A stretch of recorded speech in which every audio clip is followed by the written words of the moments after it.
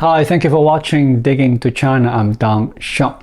If you have not done so already, please subscribe to my channel. Thank you very much. In today's discussion, I'll delve deeper into the comparison between Xi Jinping and the last emperor of the Ming Dynasty, Xiong'an. While the previous episode focused on their shared traits, today's focus is on their differences to provide a fair assessment of Xiong'an.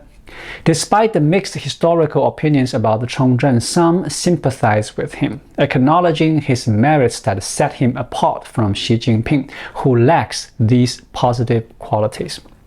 The first merit lies in diligence, thriftiness, and a lack of excessive construction. Although Xiong'an concentrated power, he was also diligent in governance. Historical records describe him rising early and working tirelessly, achieving results without engaging in extravagant entertainment within the palace. This contrasts sharply with his grandfather Emperor Wan Li, who abstained from attending court for over 2 decades. Xiong'an truly stood out as an emperor who dedicated himself to his responsibilities, serving diligently for 17 years with almost perfect attendance. His commitment was a rarity among historical emperors. Additionally, he maintained a frugal lifestyle, steering clear of any extravagant projects or ostentatious displays. He displayed disinterest in the grandeur associated with diplomatic ceremonies and even bypassed the conventional task of constructing a tomb for a new emperor. Following his demise, the Ming Dynasty faced challenges in finding an appropriate burial place, eventually choosing the tomb of his esteemed consort Lady Tian. This decision resulted in a notably modest tomb for Xiong'an. In contrast, Xi Jinping stands in stark contrast to Xiong'an in this regard. While advocating thriftiness for others, Xi Jinping himself indulges in luxuries, enjoying the grandeur of diplomatic events. Whether hosting international events or conferences amid domestic challenges, he continues to spend extravagantly, as seen in initiatives like the Belt and the Road Forum. Over the past decades, China's international events and conferences have been characterized by extravagant displays, emphasizing ostentations, albeit often seen as a source of amusement by outsiders.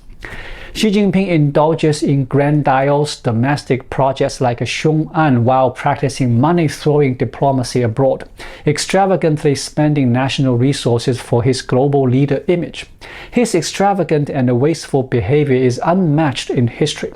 In comparison, Xiong'an seems relatively modest in this regard. The second distinction involves moral principles and the readiness to acknowledge error. Xiong'an, hailing from royal lineage, recognized the ethical obligations accompanying the role of emperor and avoided transgressing certain moral boundaries. For instance, when a lower official Han Yiliang penned a document sharply criticizing Xiong'an's corrupt rule, the emperor, though displeased, refrained from punishing him. Instead, Xiong'an reluctantly promoted Han Yiliang, demonstrating a level of tolerance. In a comparable scenario, Xi Jinping would have probably opted for the imprisonment of someone like Han Yiliang. While Xiong'an was often strict with officials, he permitted free expression without resorting to censorship or engaging in literary purges. Criticizing the emperor or misspeaking didn't result in severe consequences. In contrast, over the last decade, Xi Jinping has been involved in numerous instances of literary suppression. Currently, not only is criticism prohibited, but even praise deemed insufficiently enthusiastic is considered unacceptable. When Zhang Xianzong rebelled and desecrated the Ming Emperor's ancestral tombs, Xiong'an, though angered, maintained composure. He issued a self-blaming edict, acknowledging his mismanagement's role in the uprising and imperial tomb burning. This contrasts sharply with Xi Jinping, who might avoid self-blame in a similar situation involving his father's tomb. During his 17-year rule, Xiong'an issued 6 self-blaming edicts, revealing a readiness to admit mistakes. In contrast, after 11 years, Xi Jinping, despite the challenges, has yet to acknowledge one error, consistently boasting about his supposedly great leadership. Xiong'an, though incapable, had a sense of shame, while Xi Jinping displays ignorance, incompetence, and shamelessness. The third distinction lies in their care for the common people and the principle of a ruler dies for the state. While history often saw fallen rulers meeting violent ends, Xiong'an belonged to the rare few who chose self-sacrifice, exemplifying a ruler dies for the state. Prior to his death, he inscribed a message on his clothing expressing, "In death I cannot face my ancestors underground. I relinquished my crown, covered my face, and allowed the rebels to desecrate my body, but spare the lives of the common people." This sincere declaration indicates that, despite presiding over a fallen state, Xiong'an maintained a moral commitment. He acknowledged his responsibility for the people's suffering and sought to bear that responsibility even in his demise. Could you picture Xi Jinping having such moral responsibility? Although he ascended to the role of emperor a long time ago, when has he genuinely considered the welfare of the common people? Over the past decade, during major disasters, Xi Jinping has mostly stayed in Beijing, issuing directives from a safe distance. In some instances, he even fled in the opposite direction to seek refuge, never truly being on the front lines. During the eras of Jiang Zemin and Hu Jintao, even it was for show, they would go to the scene to demonstrate and express concern.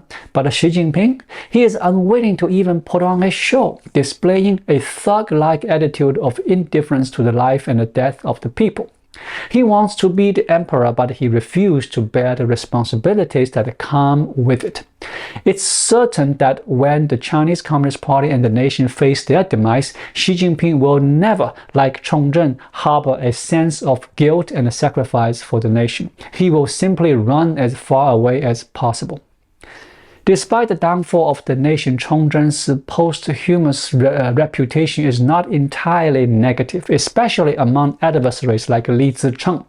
After capturing Beijing and declaring himself emperor, Li Zicheng acknowledged in his enthronement decree that Xiong'an was not entirely unwise and possesses many virtuous qualities, contrasting ministers who acted for personal gain.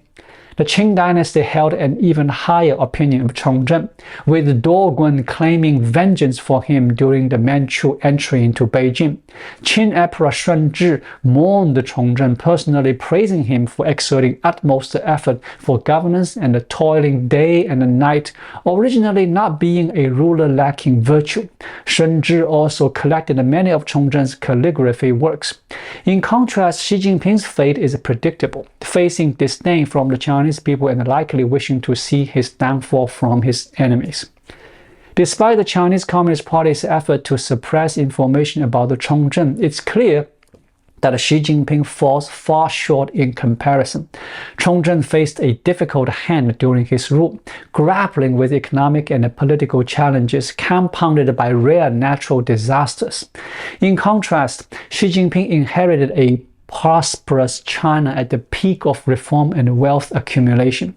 Xiong'an's reign, marked by severe droughts, locust plagues, flood, and epidemics, contributed to uprisings and the Ming Dynasty's downfall. Xi Jinping, however, experienced no major natural disasters and exacerbated issues through internal policies, causing economic decline and social hardships. His aggressive foreign policy strained international relations, leaving China isolated.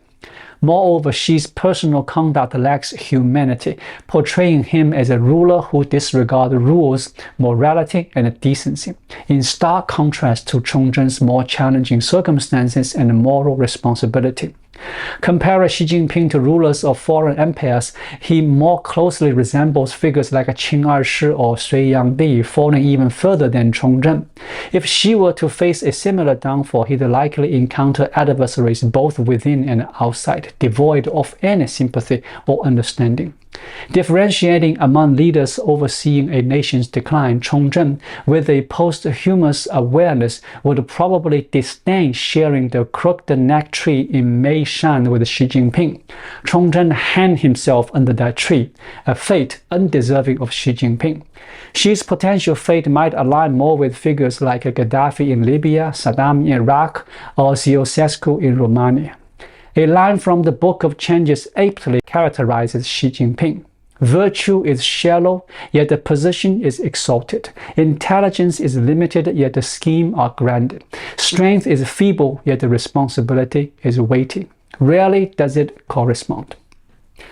Thank you for watching. Please leave a comment and subscribe to my channel. Just click the subscribe button right here. I'll see you again shortly. Until then, be well.